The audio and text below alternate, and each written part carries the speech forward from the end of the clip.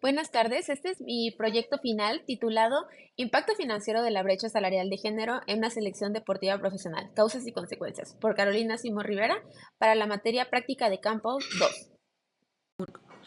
El principal objetivo de este trabajo era comprender cómo factores como la visibilidad mediática limitada y el acceso desigual a patrocinios perpetúan la brecha salarial de género en el deporte profesional. Nos enfocamos en el caso de la selección femenina de fútbol de Estados Unidos y la liga del mismo país como modelo representativo de estas dinámicas. El motivo principal por el que elegimos el deporte femenino fue porque es muy transparente para demostrar las brechas salariales y todos los efectos que hay detrás de ella. Para la metodología nos basamos en un enfoque mixto que combinó elementos tanto cuantitativos como cualitativos. Para los elementos cuantitativos incluimos el análisis de datos financieros y estadística de audiencia recopiladas de fuentes secundarias confiables, principalmente, como informes de ligas deportivas y bases de datos de patrocinio. Si bien nos topamos con el hecho de que no hay tanta información disponible como la sería para la liga masculina, encontramos muchísima información confiable en diferentes fuentes de información, principalmente reportajes, documentales, etcétera. Y por otro lado, para el enfoque cualitativo, se nos permitió, basado en testimonios obtenidos de entrevistas públicas y documentales, como uno que citamos bastante, llamado Let's Fucking Go, hacer este análisis de contenido mediático relacionado con jugadoras de los equipos que mencionábamos previamente. Con un poco más de enfoque en el procedimiento, pudimos combinar los dos factores de manera muy explícita, ya que en el aspecto cualitativo hicimos un profundo análisis temático en el cual se observaron patrones en las narrativas de las jugadoras, de los entrenadores y de los directivos sobre la desigualdad salarial. Si observamos tanto los documentales como las entrevistas, hablan tanto de datos duros como de su propia experiencia acerca de esa desigualdad a lo largo de las ligas.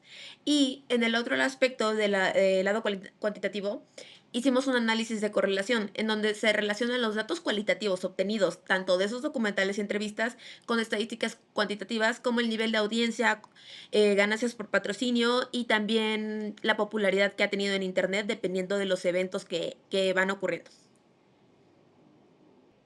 Es importante mencionar que no, por falta de recursos, tiempo y accesibilidad, no podemos realizar entrevistas directas a las jugadoras. Sin embargo, tanto en los documentales como en las entrevistas como en los videos, podemos observar testimonios públicos de algunas jugadoras muy importantes, como lo son Megan Rapinoe y Alex Morgan, quienes son unas figuras muy representativas en toda esta, no solo deporte, sino también en la lucha por la búsqueda de la desigualdad salarial.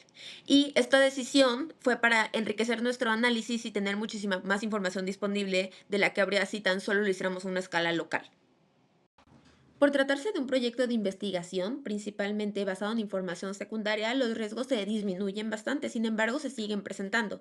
Y uno de ellos es la dependencia de información secundaria. Como mencionaba previamente, no hay tanta disponibilidad de información como se pudiese llegar a pensar o como se pudiese encontrar si fuera una liga masculina, por ejemplo. También hay acceso desigual a información sobre patrocinios. En algunos momentos es oculta, puede ser diferente dependiendo de la fuente o puede no estar documentada apropiadamente, es decir, dar estimados o una aproximación. Y por último, la temporalidad de la información. Este es un tema que por el año en el que estamos avanza rápidamente. Entonces, de que se empiece el proyecto que termina, podría hacerse una reforma, podría hacerse una actualización en los salarios. Entonces, sí va variando mucho y requiere actualización constante si lo que queremos es compartir esta información y que esté al día. A pesar de los riesgos observados y estos retos que tuvimos con el tema de la información, llegamos a tres resultados.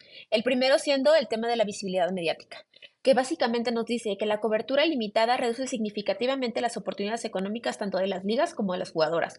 Sin embargo, cuando hay eventos claves como lo son partidos muy importantes o finales, podemos ver un interés genuino en las personas, lo cual nos lleva a creer que si hay acuerdos salariales y que hay un interés por fomentar este elemento, sí existe al final del día una audiencia apropiada para ese tipo de deportes y ese tipo de ligas. Con respecto a los patrocinios, podemos ver que el acceso ha sido históricamente desigual, ya que las marcas prefieren invertir en deportes con mayor cobertura y mayor audiencia, como lo son las ligas masculinas, dejando a las ligas femeninas con recursos limitados para competir en el mercado. Sin embargo, podemos ir viendo cómo marcas como Nike han tomado este riesgo de invertir en ligas femeninas o jugadoras muy famosas. Sin embargo, sigue siendo una decisión riesgosa y la rentabilidad no es tan segura como la pudiera ser la de una contraparte masculina. Por último, podemos ver cómo reformas estructurales, como lo fueron el Acuerdo Histórico de Igualdad Salarial en 2022, que se observó en Estados Unidos, pueden tener efectos muy positivos para las jugadoras, ya que algunas incluso sobrepasaron los ingresos de sus contrapartes masculinas gracias a este tipo de medidas. Sin embargo, sigue habiendo muchísimos retos, ya que este es solo un ejemplo en Estados Unidos, donde la liga femenina ya está agarrando más fama y muchísima más popularidad, pero sin embargo, todavía hay ligas de otras disciplinas y de otros países que aún afrontan el hecho de no contar con ninguna reforma, ninguna ley que apoye su lucha. Buscando englobar estos resultados en una sola respuesta, lo que podríamos decir es que al final del día se relacionan entre ellos, ya que más cobertura mediática, más partidos, es más audiencia y es más ingreso y también más fama y más popularidad, lo cual lleva a que los patrocinadores y las marcas busquen a las jugadoras y a las ligas para patrocinarlas, lo cual a su vez genera aún más beneficios económicos tanto para las ligas como para las jugadoras. Sin embargo, todo esto se queda de una manera no firme si no existen reformas estructurales y cambios en las leyes que hagan que las jugadoras sean redituadas conforme al dinero que ellas generan, la popularidad que ellas generan y los partidos que ganan o a las ligas a las que llegan.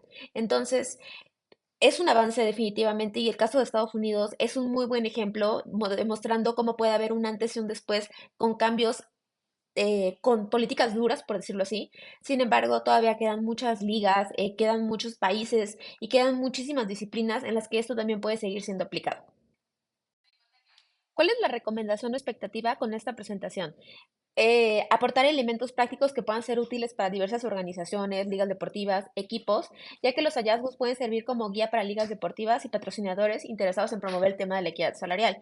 Y el segundo también es esta recomendación de ampliar el análisis con el debido tiempo y recursos a ligas internacionales o incluso otro tipo de disciplinas deportivas y explorar cómo varían estas dinámicas tanto entre disciplinas como países.